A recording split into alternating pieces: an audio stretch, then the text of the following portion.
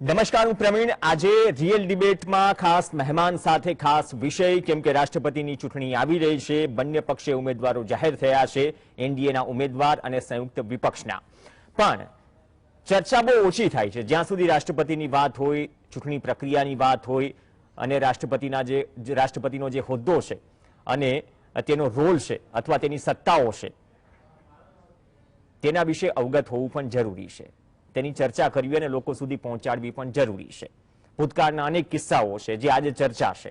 સાથે જ ખરેખર રાષ્ટ્રપતિનો હોદ્દો અને રાષ્ટ્રપતિ પદ જે દેશના પ્રથમ નાગરિક હોય છે.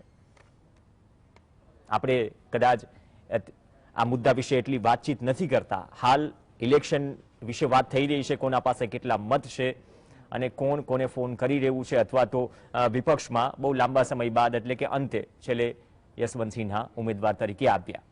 દ્રૌપદી મુર્મુજી એનડીએ પક્ષના ઉમેદવાર તરીકે મેદાનમાં છે અને ચૂંટણી થશે. પણ આ તમામ પરિસ્થિતિઓમાં આજે થોડા અલગ એંગલથી વાત કરવી છે. અને આ જ અલગ એંગલ પર કે દેશના બંધારણીય વડા રાષ્ટ્રપતિનો રોલ, હોદ્દો અને એવા કિસ્સાઓ જે તમને પણ મજા પડશે. ખાસ ચર્ચામાં રિયલ ડિબેટમાં જોડાશે આપણી સાથે આજે ખાસ મહેમાન સુધીન્દ્રભાઈ કુલકર્ણી આપણી સાથે જોડાશે, જે રાજकीय विचारक અને वरिष्ठ पत्रकार છે. सुधींद्र जी, स्वागत है, बहुत दिल से स्वागत है आपका जीएसटीवी के मंच पर और रियल डिबेट में. डॉक्टर જયનાણભાઈ વ્યાસ પણ આપણી સાથે જોડાશે. વ્યાસ સાહેબ, આપનું પણ સ્વાગત છે. વ્યાસ સાહેબ, આપથી જ શરૂઆત કરી અને મેં પહેલા કહ્યું એમ કે ચલો એ મતોની ગણતરી, કોની પાસે કેટલા મત છે, ચર્ચા મેઇનસ્ટ્રીમ મીડિયામાં ચાલી રહી છે.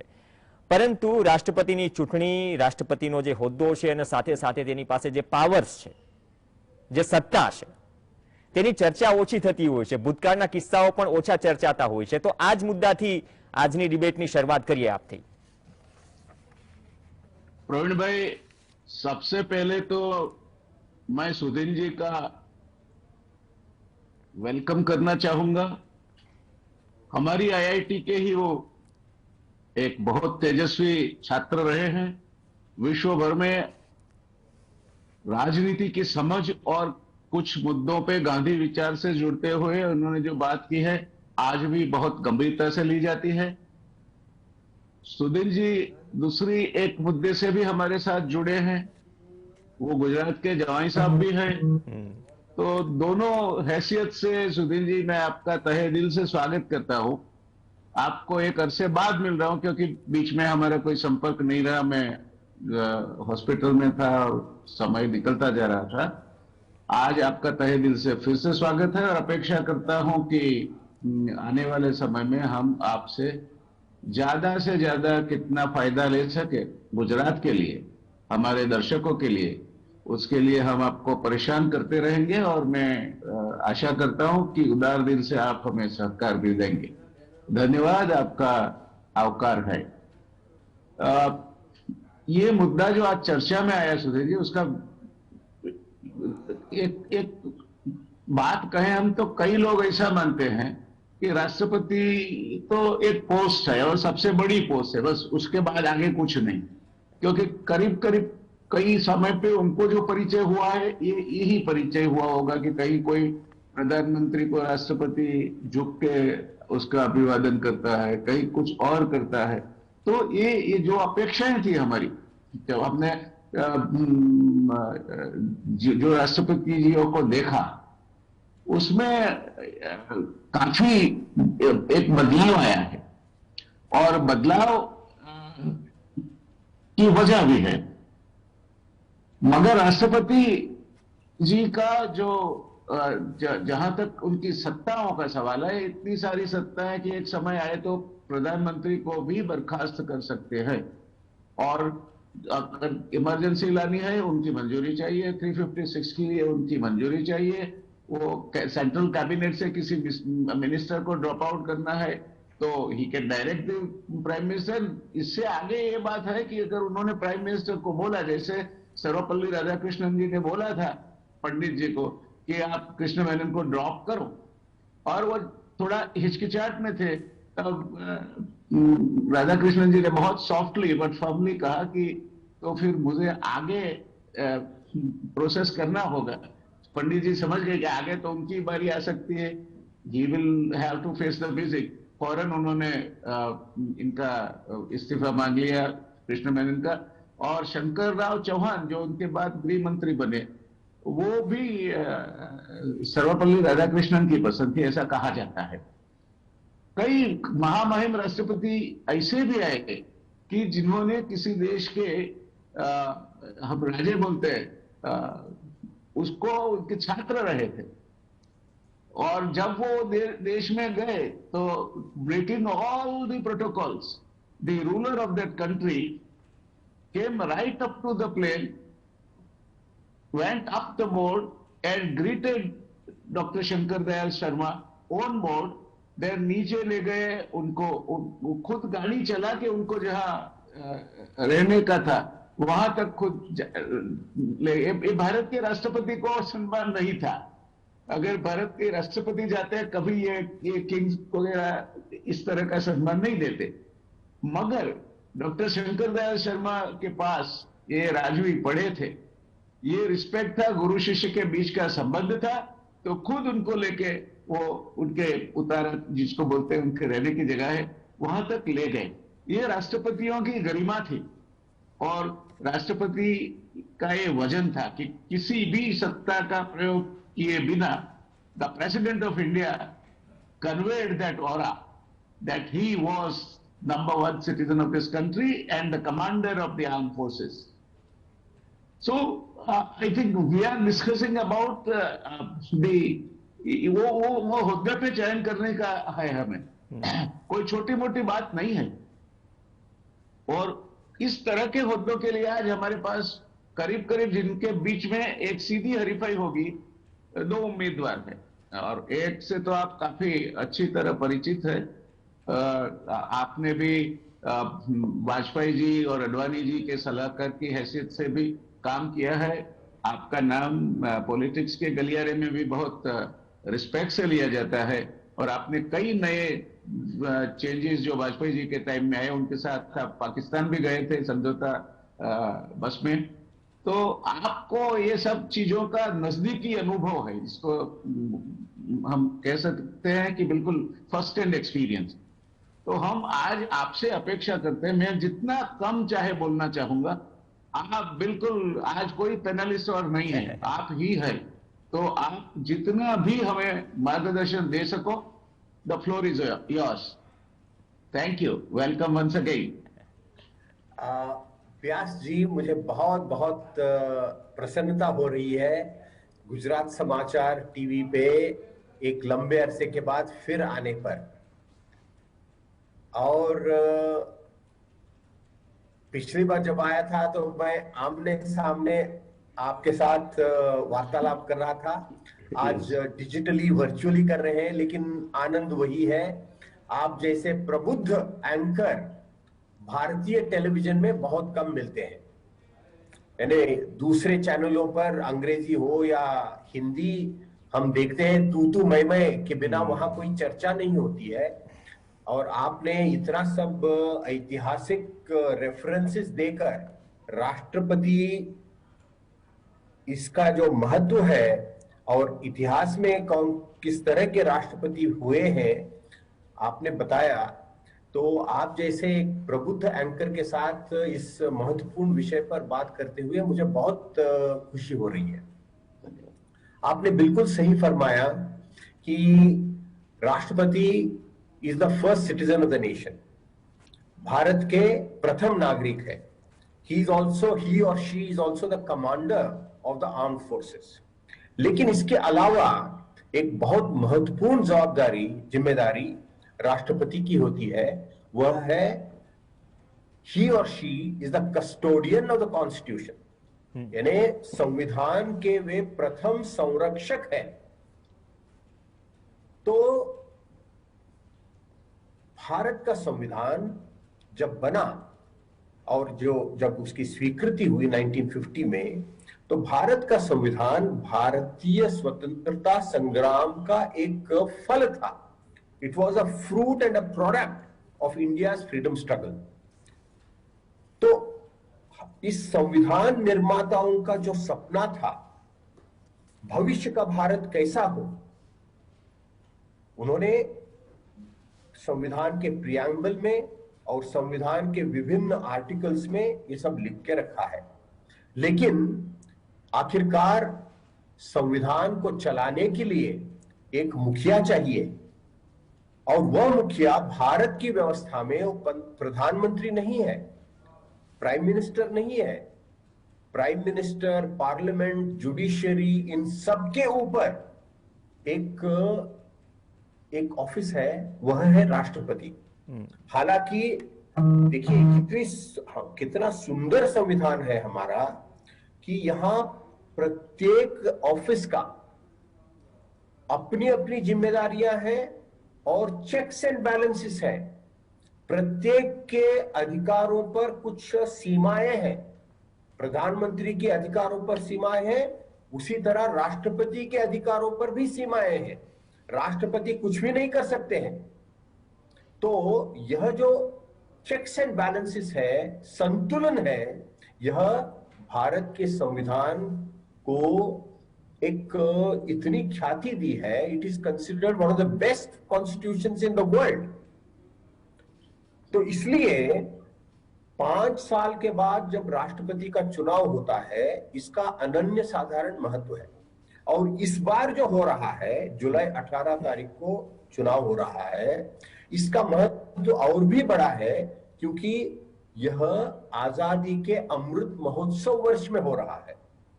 75th anniversary of India's independence, इस वर्ष में यह चुनाव हो रहा है। जब हम पीछे मुड़कर आजादी के आंदोलन को हम इसका स्मरण करते हैं और उन उसूलों का, उन आदर्शों का हम फिर एक बार उसको स्मरण करते हैं, तो हमें चाहिए कि राष्ट्रपति एक आदर्श राष्ट्रपति होना चाहिए। अब मैं जो कुछ कहने जा रहा हूं व्यास जी, ये शायद कुछ लोगों को शायद पसंद नहीं होगा, लेकिन बहस तथ्यपूर्ण होना चाहिए और सत्यपूर्ण होना चाहिए। इसलिए मैं कह रहा हूं कि अनफॉर्चुनेटली पिछले कुछ वर्षों में जो राष्ट्रपति बने, उन्होंने संविधान की रक्षा नहीं की, और कुछ राष्ट्रपति तो वो रबर स्टैंप राष्ट्रपति रहे, यानी सरकार के रबर स्टैंप रहे।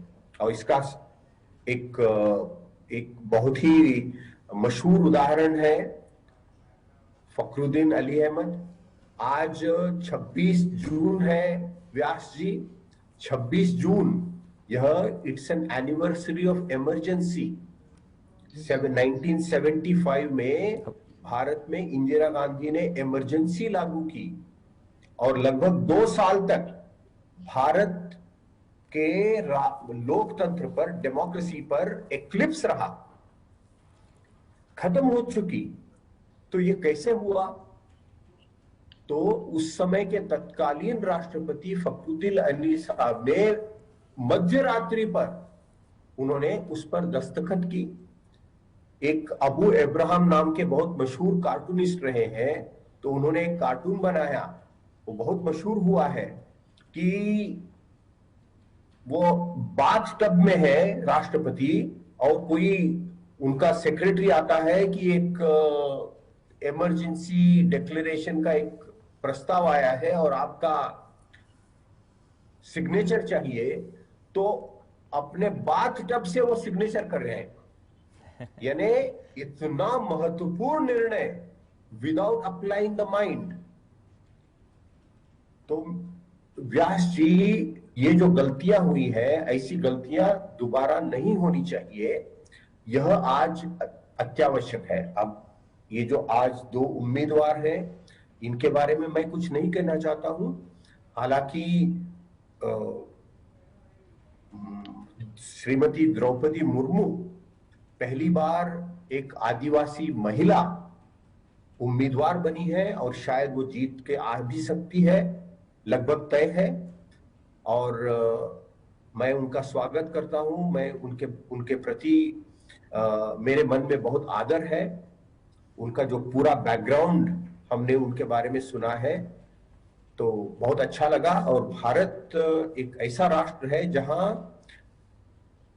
सभी वर्ग, सभी जाति, सभी उपजाति, सभी ट्राइब्स, सबको अपॉर्चुनिटी मिलनी चाहिए। लेकिन मैं आपके सामने एक विचार रख रहा हूं, उसके बारे में हम आगे चर्चा करेंगे। ये केवल नाम के वास्ते नहीं होना चाहिए, क्योंकि जो भी राष्ट्रपति बनने के बाद वो विदाउट फियर और फेवर उनको संविधान की रक्षा करनी है। तो हम अपेक्षा करते हैं कि यदि द्रौपदी मुर्मू जी राष्ट्रपति बनेगी तो स्वतंत्र रूप से, निडर होकर, विदाउट फियर और फेवर वो संविधान की रक्षा करेगी। अब दूसरे उम्मीदवार हैं यशवंत सिन्हा जी, उनके बारे में भी मैं आगे कुछ बात करना चाहूंगा, लेकिन प्रारंभिक रूप से मैं ये कुछ विचार आपके सामने और आपके दर्शकों के सामने रखना चाहता था। ઓકે વ્યાસજી, જે એક તો કમ્પેરિઝનની વાત કરી તમે, પણ ચીન યુદ્ધ સમયે રાષ્ટ્રપતિઓનું અને નહેરુનું ઉદાહરણ આપ્યું કે ડિફેન્સ મિનિસ્ટરનું રાજીનામું માંગી લો, બિટવીન ધ લાઇન્સમાં ઘણું બધું કહી દીધું, પણ જેમ કુલકર્ણીજીએ કહ્યું કે સમય થોડો બદલાયો છે, અપેક્ષા એ પદ એ હોદ્દાથી પણ હોવી જોઈએ, અને સાથે સાથે આ સમયમાં પણ એ પદ અને ગરિમા એ પણ જળવાઈ રહે અને લોકો તેનાથી અવેર પણ થાય, જ્યાં સુધી આપણે ડેમોક્રેસીની વાત કરીએ છીએ અને આઝાદીનો અમૃત મહોત્સવ ઉજવી રહ્યા છીએ, 75મી વર્ષગાંઠ આઝાદીની। देखिए प्रवीण भाई, जिस तरह से सुधेंदु जी ने पूरा विषय रखा है, यही जो आप बोलते हैं ना कि पद की गरिमा और अपने विचार रखते हुए भी कहीं कोई गलत शब्द प्रयोग ना हो जाए, जिन पद के लिए हम चर्चा कर रहे हैं उन पद की गरिमा कायम रहे, उतना ही नहीं मगर दो प्रत्याशी जो हैं उनके बारे में भी कहीं ना कहीं किसी चीज की क्या उल्लेख किए बिना सुधेंदु जी ने काफी बड़ी बात कह डाली है कि एक प्रेसिडेंट जो हमारे राष्ट्रपति हैं वो ऐसे होने चाहिए जो हमारे कॉन्स्टिट्यूशन की रक्षा कर सके। तो कॉन्स्टिट्यूशन तो काफी चीजें हमें देता है, और इमरजेंसी के समय में हमने देखा था कि हमारी व्यक्तिगत स्वतंत्रता तो सीधी खत्म हो गई थी, वाणी स्वतंत्र नहीं था, मूवमेंट का स्वतंत्र नहीं था, कोई प्रोटेस्ट नहीं कर सकते थे आप, इससे लेकर कई चीजों में हम अपनी राय नहीं रख सकते थे। ये इमरजेंसी के लक्षण है। तो सुधेंदु जी ने बड़ी सटीक तरीके से कहा कि राष्ट्रपति हमारे जो भी हो, और दोनों उम्मीदवारों के, किसी गुजरात समाचार television have equal respect for both the candidates, मगर कैसा होना चाहिए, मेरे देश का प्रधानमंत्री कैसा होना चाहिए, मेरे देश का राष्ट्रपति जी कैसे होने चाहिए, ये जानने का, इसके लिए बातचीत करने का, हमारी आने वाली पीढ़ी के समक्ष रखने का, जो भी उसमें कुछ इनके दिमाग में कहीं ना कहीं कोई अलग बात है या गलत बात है, उसको सतह पे लाके उसका ऑथेंटिकली, मैं नहीं मानता कि सुधेंदु जी से ज्यादा क्वालिफाइड इस मुद्दे पे बात करने के लिए कोई हो सकता था। तो गुजरात समाचार के दर्शकों के लिए भी इनका हमारे साथ सहमत होना कि मैं जरूर आऊंगा और आपके दर्शकों से बात करूंगा, मैं मानता हूं कि अपने आप में एक बड़ी सिद्धि है। मैं नहीं मानता कि रीजनल टेलीविजन चैनल पे इस तरह के डिबेट होते हैं, रीजनल टेलीविजन चैनल पर इस तरह की हस्तियां आती है।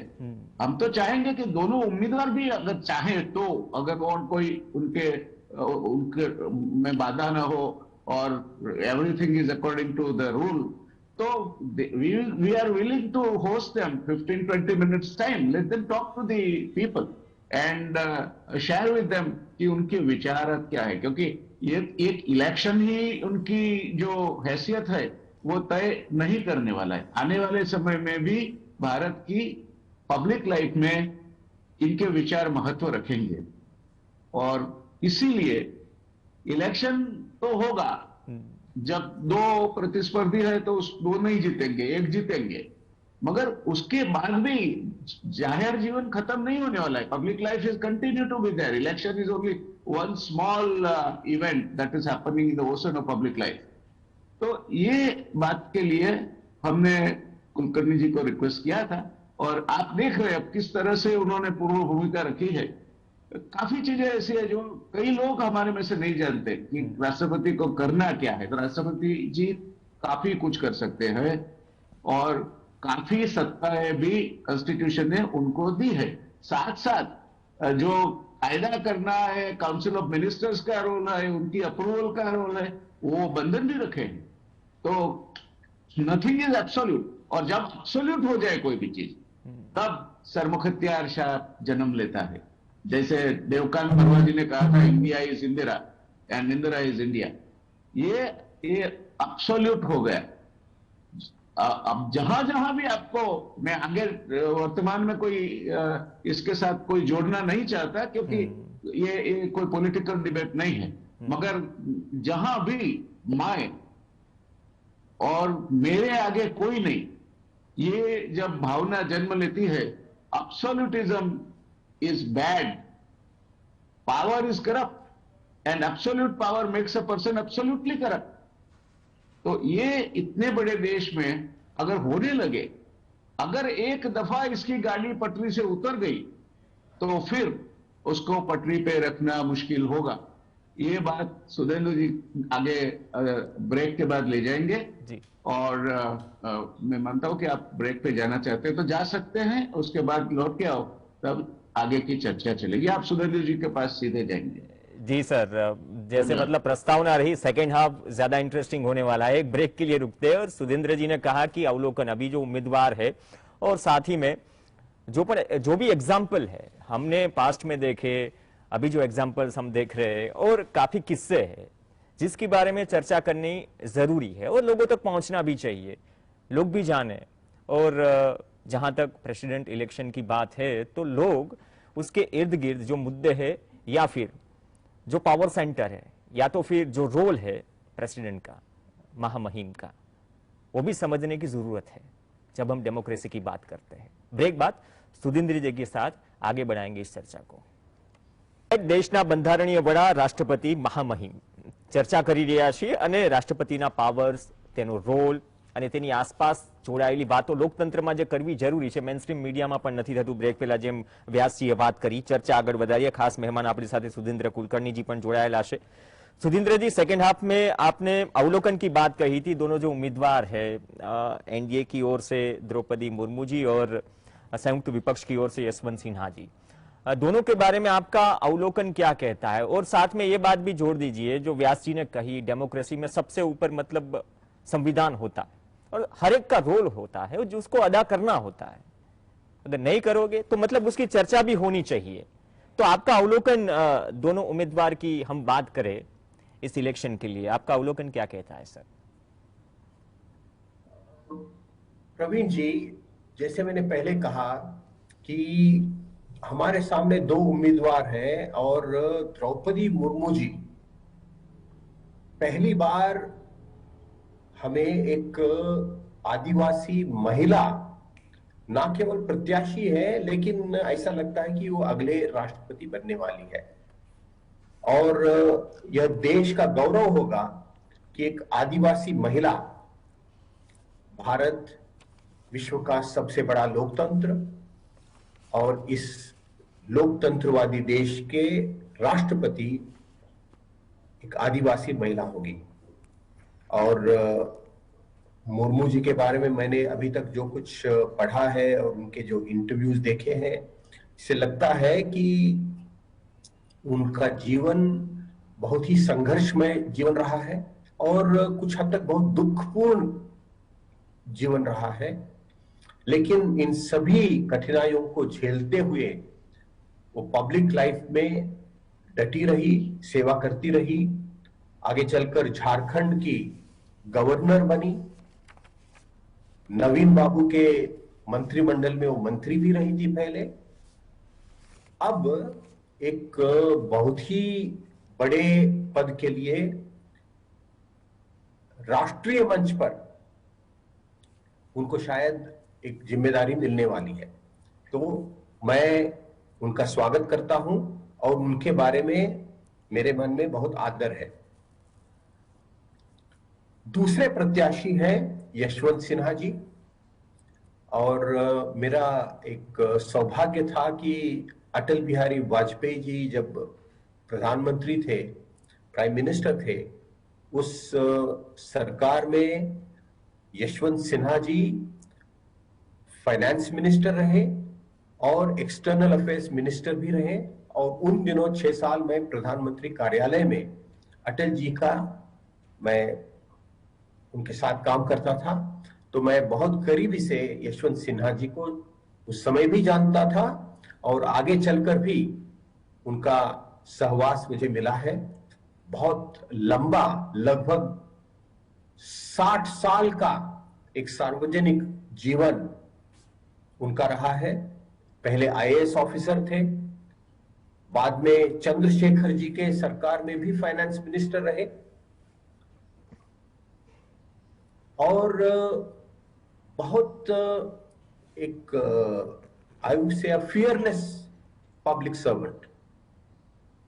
यानी पहले भारतीय जनता पार्टी में थे, कुछ वैचारिक मतभेदों के कारण भारतीय जनता पार्टी से बाहर आए, लेकिन बाहर आने के बाद भी उन्होंने जो राष्ट्र के सामने बड़ी समस्याएं हैं उनके बारे में वो सतत बोलते रहे हैं और काम करते रहे हैं। उदाहरण के रूप से कश्मीर में शांति बहाल हो, एक नॉर्मल सी आ जाए, तो इसके लिए वो सतत प्रयास करते आए हैं। उन्होंने एक ग्रुप बनाई, कंसर्न्ड सिटीजन्स ग्रुप, जो कश्मीर पर बहुत अच्छे रिपोर्ट्स बनाए हैं। उन्होंने एक राष्ट्र मंच नाम का एक सिविल सोसाइटी का मंच बनाया, उसके जरिए राष्ट्र के सामने जो समस्याएं हैं उनके बारे में वो बात करते आए हैं। तो मैं समझता हूं कि यशवंत सिन्हा जी एक बहुत ही अनुभवी और ज्ञानी प्रत्याशी है। अब कौन चुन के आएगा ये तो जो इलेक्टोरल कॉलेज है वही बताएगा, लेकिन जैसे मैंने पहले कहा कि मुर्मू जी के साथ ज्यादा पार्लियामेंटेरियंस हैं और ज्यादा लेजिस्लेटर्स हैं, स्टेट लेजिस्लेटर्स हैं, ऐसा लगता है।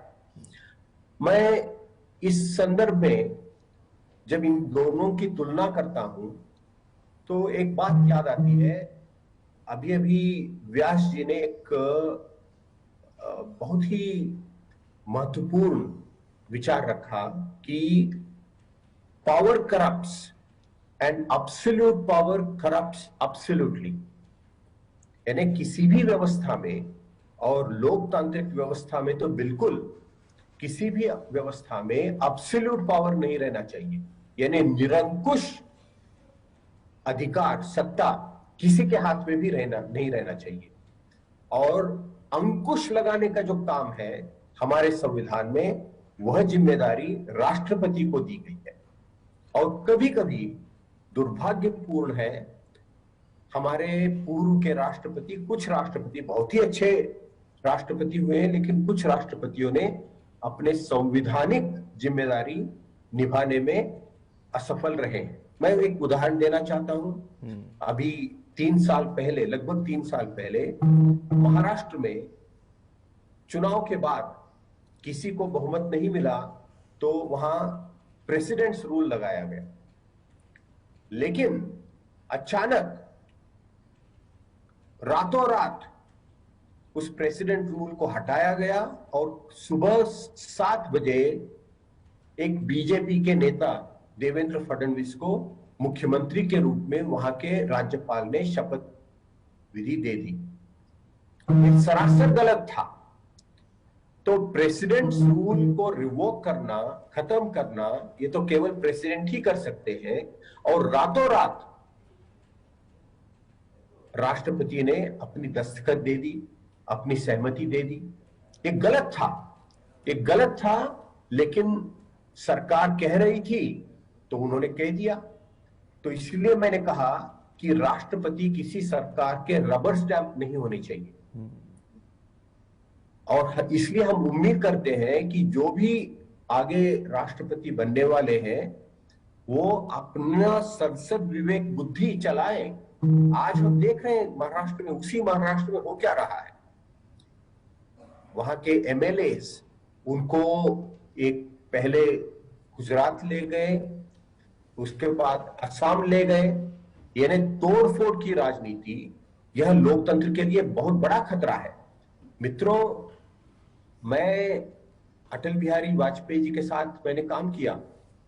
आपको याद होगा कि 1999 में अटल बिहारी वाजपेयी जी की सरकार गिरी और केवल एक वोट से गिरी, केवल एक वोट। यदि अटल जी चाहते तो वो भी कुछ करके किसी विपक्ष के अपक्ष के उम्मीदवारों को, इंडिपेंडेंट एमपीज को वो शायद खरीद ले सकते थे या और कुछ कर सकते थे, लेकिन नहीं, उन्होंने नहीं किया।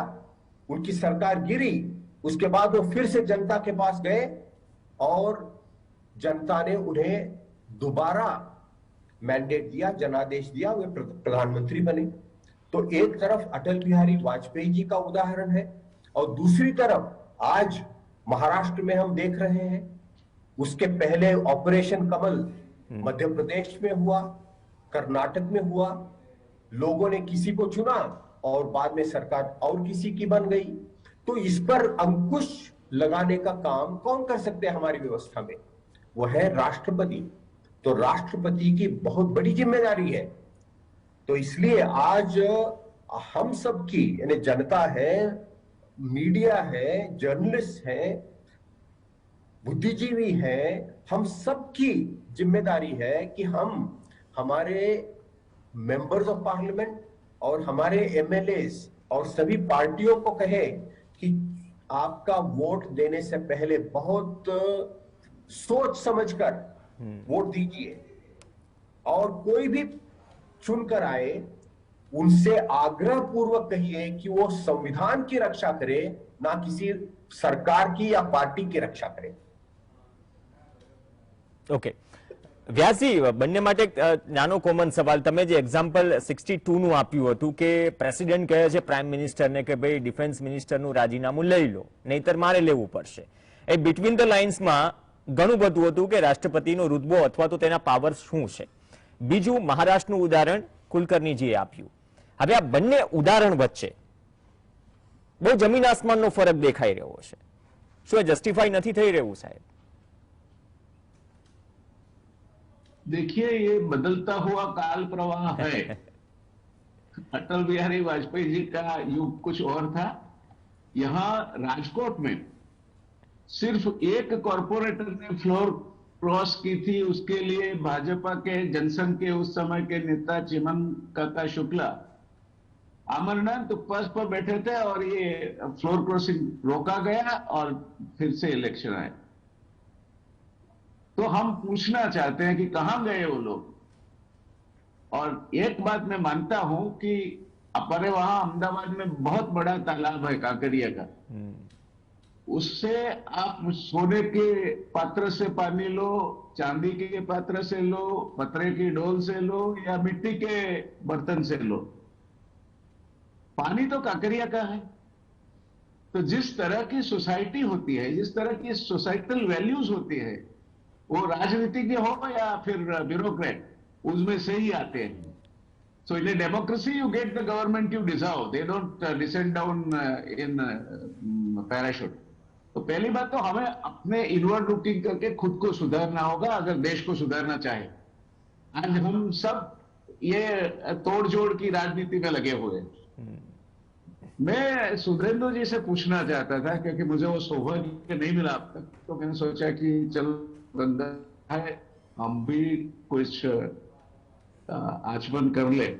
सुधीरेंद्र जी, क्या आप ये मानते हो कि आने वाला समय जो भी राष्ट्रपति होंगे उनके लिए अग्नि परीक्षा का होगा समय? देश में हर तरह की चीजें शायद अंतिम छोर तक जा रही है। बेरोजगारी हो, महंगाई हो, चारों ओर से हमारे देश पे मंडराती हुई जो पड़ोसी राष्ट्रों की या और राष्ट्रों की तकलीफें हो, almost on the verge of getting threaten, current account deficit हो, आने वाला जो समय है वो एक तरह से हमारे लिए अग्नि परीक्षा का समय होगा। तो वो समय में कई चीजें ऐसी होगी जिसमें महामहिम राष्ट्रपति जी का जो रोल है वो रोल काफी अहम होगा, और वो तटस्थता से बिल्कुल मुस्तैदी से जो डिसीजन लेंगे वो डिसीजन के मुताबिक देश का भावी आगे बढ़ेगा। अगर वो मिस्टेक हो गई कहीं तो मैं मानता हूं कि उसको रेक्टिफाई करने का समय नहीं मिलेगा और इतिहास हमें इसके लिए कभी माफ नहीं करेगा। तो मैं आपका मार्गदर्शन चाहता था कि क्या आप मानते हैं कि और राष्ट्रपति जियों का जो जमाना था उसके कई अरसे बाद एक समय ऐसा आ रहा है जब जो भी महामहिम राष्ट्रपति जी बनेंगे उनके लिए ये फूलों की सेज नहीं होगा। आपने बिल्कुल सही कहा व्यास जी। भारत बहुत कठिन दौर से गुजर रहा है और यह अतिशयोक्ति नहीं होगी कि देश के लिए, देश की प्रजा के लिए, देश के राजा के लिए और देश के राष्ट्रपति के लिए भी यह एक अग्नि परीक्षा का समय आ सकता है। ऐसे लक्षण, ऐसे संकेत दिख रहे हैं। तो ऐसे समय में हमें बहुत सावधानी से, बहुत ही एक जिम्मेदारी से, कर्तव्य पालन की दृष्टि से हमें काम करना होगा। और इसमें जो महाभारत में कहा गया है, जो श्रेष्ठ होते हैं समाज में, जैसे श्रेष्ठ बर्ताव करते हैं वैसे प्रजा बर्ताव करती है।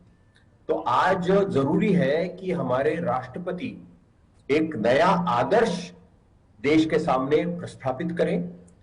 जहां गलत होता है उस गलती के बारे में देश को समझाए और जो पुराने समय में जो अच्छाइयां हुई है उसका हवाला देते हुए, उसका रेफरेंस देते हुए लोगों को एक प्रकार से लोक शिक्षण करे। वैसे देखिए व्यास जी, हमारे एग्जीक्यूटिव के प्रमुख है प्रधानमंत्री। राष्ट्रपति के हाथ में एग्जीक्यूटिव पावर्स नहीं है, लेकिन एग्जीक्यूटिव पावर्स न होते हुए भी उनकी एक मॉरल अथॉरिटी, नैतिक शक्ति बहुत है। वो अनेक रूप से अपने अपने विचार सरकार को, समाज को और हमारे लोकतंत्र के जो अन्य इंस्टीट्यूशंस हैं, वह जुडिशियरी हो या ब्यूरोक्रेसी हो, एजुकेशनल इंस्टीट्यूशंस हो, इनके सामने अपने विचार रख सकते हैं। उदाहरण के तौर पर जब प्रणब मुखर्जी हमारे प्रेसिडेंट थे, आपको याद होगा कि कई बार उन्होंने चिंता जताई कि भारत में एक freedom of thought and freedom of expression, इस पर कुछ प्रहार हो रहा है। He said it in a very subtle way, but the message was very clear. तो जो भी राष्ट्रपति बनेंगे वो that person should exercise her or his mind। मैं और एक उदाहरण देना चाहता हूं। अभी रिसेंट हमने देखा ये अग्निपथ पर, ये भी एक अग्नि परीक्षा का ही एक उदाहरण है। अग्निपथ के खिलाफ इतना बहुत प्रोटेस्ट हुए और जहां जहां ये प्रोटेस्ट हुए वहां की सरकारों ने बहुत जिम्मेदारी के साथ उन प्रदर्शनकारियों के साथ बर्ताव किया, बहुत अच्छा किया। कहीं गोलीबारी नहीं हुई, कुछ ज्यादा तो कुछ नहीं हुआ। लेकिन उससे पहले उत्तर प्रदेश में कुछ घटना हुई तो एक परिवार के घर को बुलडोजर से गिराया गया। कोई कानून का पालन नहीं हुआ और अग्निपथ के समय दूसरा ही रास्ता चुना गया। तो ये जो फर्क है, एक समुदाय को एक दृष्टि से देखना, दूसरे समुदाय को दूसरे दृष्टि से देखना, इसके संविधान इजाजत नहीं देता, सम्मति नहीं देता है। तो ऐसे प्रसंग जो आते हैं, ऐसे संकट जो आते हैं, ये सब अग्नि परीक्षा के ही क्षण है।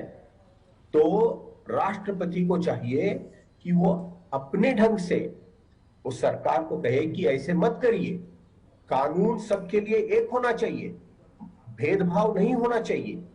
तो ऐसे बहुत सारे विषय हैं।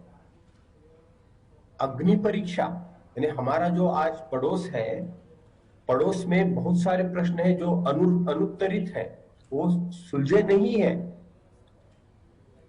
हम विश्व की ओर देखते हैं तो विश्व बहुत एक अस्थिर स्थिति में जा रहा है। यूक्रेन का युद्ध 3-4 महीने हुए, उसके कारण there is a huge increase in fuel prices and food prices.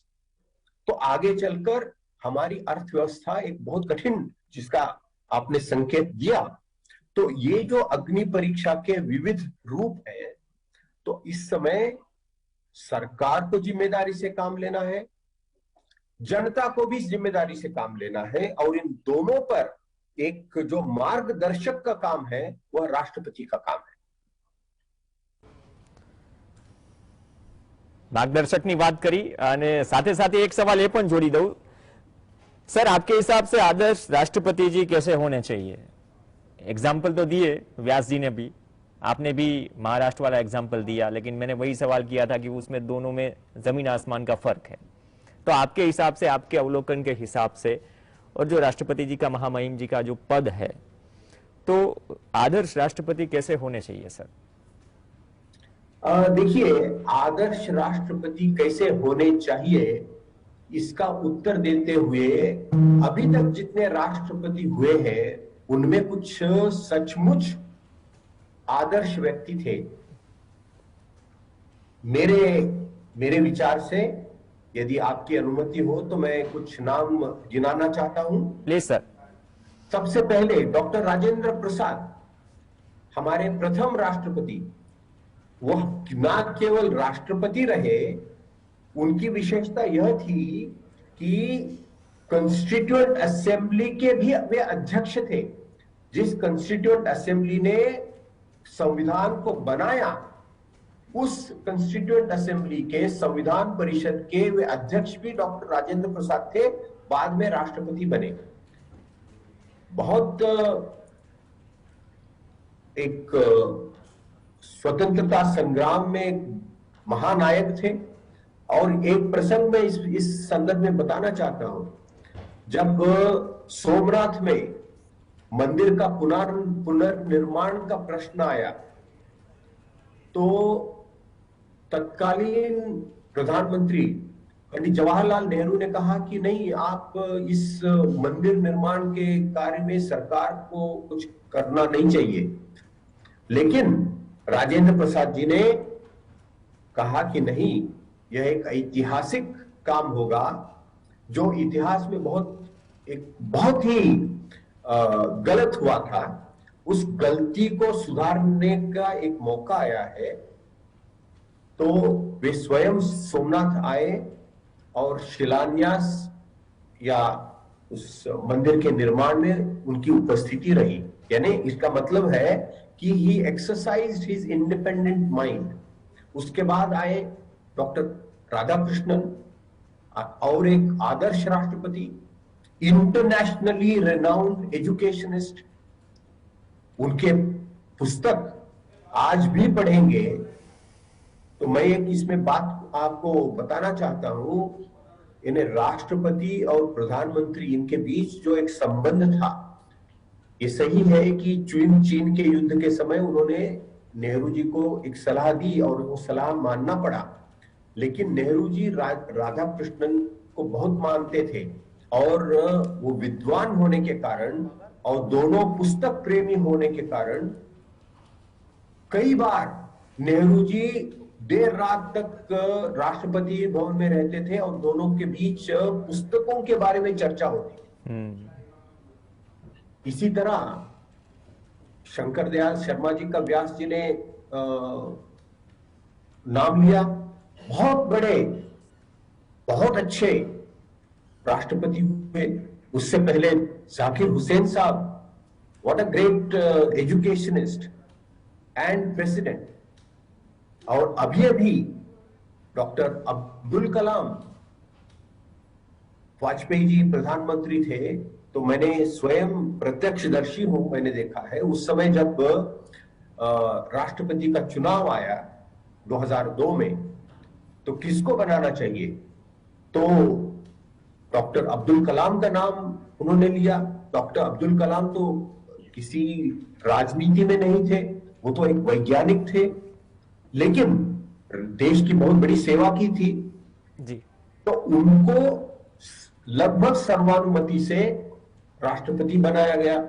और हम देखते हैं कि 5 साल के अंदर राष्ट्रपति पद की गरिमा बढ़ी और डॉक्टर अब्दुल कलाम को आज भी लोग याद करते हैं। तो हमारे इतिहास में ऐसे कई अच्छे नेता हुए हैं, राष्ट्रपति बने हैं, देश की सेवा उन्होंने की है। और हम आशा करें कि कल अगले महीने जो भी राष्ट्रपति चुनकर आए वो स्वतंत्र रूप से काम करे, वो सरकार के कहने पर न काम करे। और एक राष्ट्रपति, आदर्श राष्ट्रपति भारत को मिले, यह करोड़ों करोड़ों देशवासियों की अपेक्षा है, आशा है, प्रार्थना है। धन्यवाद कुलकर्णीजी। व्यास साहेब, कहीं રહી જતું હોય તો અથવા તો આપ સાહેબ કન્ક્લુડ કરો આજની આ ચર્ચાને। 2 મિનિટ છે sir, we are running out of time. Absolutely fine. I wish those 2 minutes also would have gone to Kulkarni ji. इतना अच्छा डिस्पेंसेशन और इतना अच्छा पृथक्करण सुनने के बाद उसका जो जायजा है अभी भी मुंह में हम इसका खुशी ले रहे हैं। तो मुझे कुछ नहीं ऐड करना है, सिर्फ धन्यवाद करना है कुलकर्णी जी का कि उन्होंने हमारे लिए समय निकाला और गुजरात समाचार टेलीविजन के दर्शकों से रूबरू हुए। धन्यवाद कुलकर्णी जी, हम आपको परेशान करते रहेंगे, ये हमारा वादा है। नहीं, आप परेशान करते रहिए। और गुजरात से मेरा बहुत ही आत्मीय लगाव है और मैं गुजरात की प्रबुद्ध जनता से सीखना चाहता हूं और उनके साथ मेरे विचार बांटना भी चाहता हूं। और एक आपने प्लेटफॉर्म दिया है, बहुत बहुत मैं ऋणी हूं। धन्यवाद। ओके, धन्यवाद व्यास साहिब। और खास आपका धन्यवाद सुधींद्र कुलकर्णी जी। हम जैसे व्यास जी ने कहा कि आने वाले वक्त में भी आप अपना जो अनुभव है उसका रसपान कराते रहिएगा, हम इनवाइट करते रहेंगे। और मतलब व्यास जी ने जिस अंदाज में कहा, लेकिन धन्यवाद सर रियल डिबेट में जुड़ने के लिए। व्यास जी आपनो पण धन्यवाद। आ साथे चर्चा में हाल बस आटલું જ।